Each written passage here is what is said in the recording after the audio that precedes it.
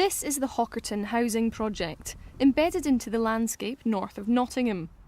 It's the UK's first earth-sheltered, self-sufficient ecological housing development. One element about the houses was that they had to be economic. A lot of other earth-sheltered designs are one-offs, designed specifically for one person, and usually with a fairly high budget. This had to be fairly low budget, had to be very buildable in the sense that we weren't going to have specialists in to do any of the work, which is why we came to the form of a terrace as opposed to 5 separate houses. Everything for the houses had to come off the shelf at the builders merchants. It had to be a very low-tech solution, so it wouldn't be in the realms of the specialist. Anybody could go and do it. You could just go down to local builders merchants, get the materials, get them delivered and get on with it. The houses, with their distinctive 19-metre-long conservatories, are amongst the most energy-efficient purpose-built dwellings in Europe. The principles governing were that it had to have no heating requirement, and once you start off with that requirement, then the design, the built form is going to revolve around that. And then you've got to look at the orientation, you've got to look at the construction, the materials. Everything about the house has got to be geared towards this lack of heating requirement. The roof, floor and rear wall are all insulated using polystyrene foam that's been blown without the use of CFCs or HFCs. We were also then able to moderate the kind of external environment of the houses by buffer zones along the front to the conservatories and the earth sheltering on the back. And what that in reality means is that there's no part of the house which will ever see freezing. But also in summer the earth has a cooling effect, so it will never overheat. The houses were designed to be heated by body heat from the occupants, waste heat from appliances like fridges, freezers and TV sets, and solar gain from the conservatories.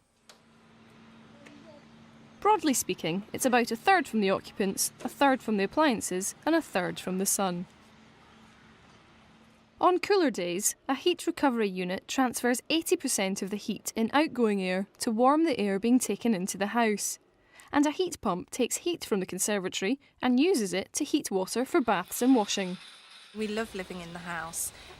It's very spacious, it's very light, it's very warm when you want it to be warm and cool when you want it to be cool. There's lots of space for the children, there's lots of nice areas that you can relax in, and it functions really well. It does what it's supposed to do. Because there's no heating system, there are no automatic controls. You find yourself just reacting without having to think about it. It's not a great effort. You notice the temperature going up or down and you act accordingly. You either open skylights or you close doors, but it becomes a very natural way of being in the house. Living at Hockerton involves more than just being in tune with the house. It's about living in harmony with the environment.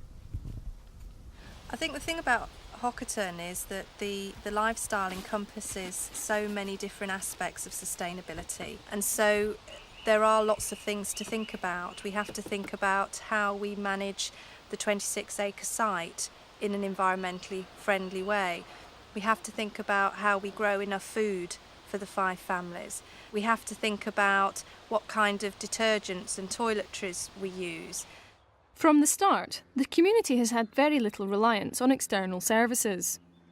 Once you've done away with the need for oil or gas for heating, then you start thinking about trying to do away with electricity being supplied by outside utilities, and then it follows on that you start looking at water and sewage treatment.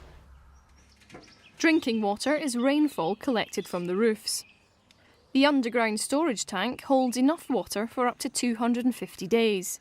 It's filtered, then sterilised with ultraviolet light before use. The reservoir takes water from fields and the road. It's filtered through sand before being used for washing and other domestic or agricultural purposes. Wastewater is treated using reed beds. Bacteria on the roots feed on the effluent material, leaving water that is close to bathing water quality. The purified water flows into the reservoir to maintain supplies even in dry weather. The community is also moving towards being self-sufficient in electrical energy. 2 small wind turbines have recently been installed in the field to the east of the site, and the roofs now have sets of south-facing photovoltaic panels. The renewable sources are supplying about 70% of the site's electricity needs. But it still relies on fossil fuel to power at least some of its transport needs. One of the conditions of the leases on the house is that each family can only have one fossil fuel car. And even then, you question each journey that you make in that fossil fuel car. Car sharing is an established part of Hockerton community life, and now they're generating their own electricity, they have been trying out electric and dual fuel vehicles. But most local journeys continue to use pedal power.